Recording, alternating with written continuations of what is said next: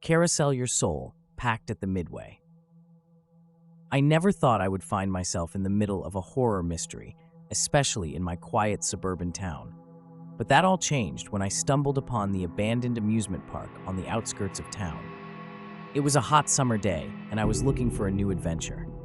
I had heard rumors about the old Midway Park, how it closed down years ago after a tragic accident on the Carousel. Some said the spirits of the children who died still haunt the place. Others claimed that the owner made a pact with the devil to keep the park running. I didn't believe in any of that, but the thrill of exploring an abandoned amusement park was too enticing to pass up. So I grabbed my camera and headed towards the Midway. As I walked through the rusted gates, a chill ran down my spine. The once vibrant carnival rides were now covered in vines and moss. The Ferris wheel creaked ominously in the wind, and the roller coaster tracks were twisted and broken. I made my way towards the Carousel, the center of all the rumors. As I approached, I noticed something strange. The horses on the Carousel were not the usual colorful ones you see in a typical carousel. They were black, and their eyes seemed to follow me as I walked around them. Ignoring the unease creeping up my spine, I started taking pictures. Suddenly, I heard a faint whisper, like a child's voice calling out my name. I brushed it off as my imagination and continued snapping photos. But then, I saw it.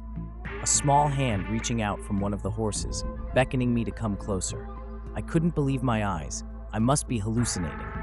I took a step back, and that's when I heard a voice, clear as day. "Are you here to make a deal?" it asked. I turned around to see a man standing behind me.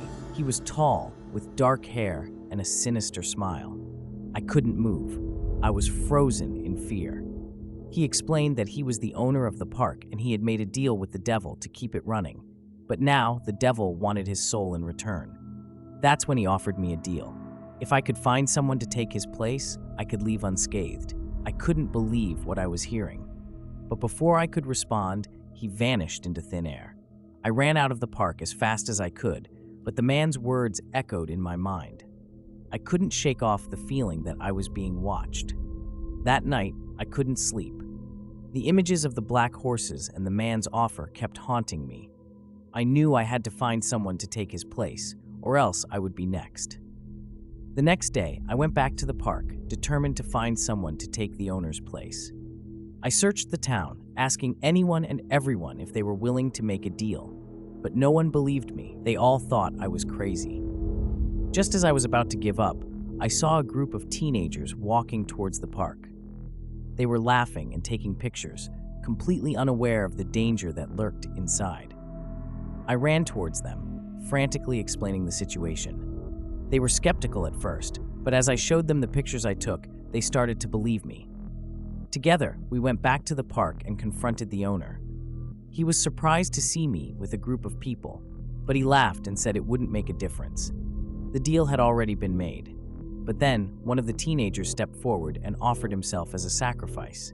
He said he didn't want anyone else to get hurt because of his mistake.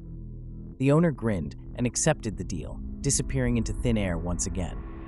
As we watched in horror, the carousel started to spin on its own, the black horses now galloping wildly. And just like that, it stopped.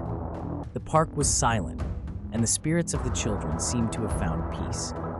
From that day on, I never returned to the Midway, but every time I pass by it, I can't help but feel a shiver run down my spine. I know that Pact at the Midway was real, and I will never forget the horrors I witnessed there.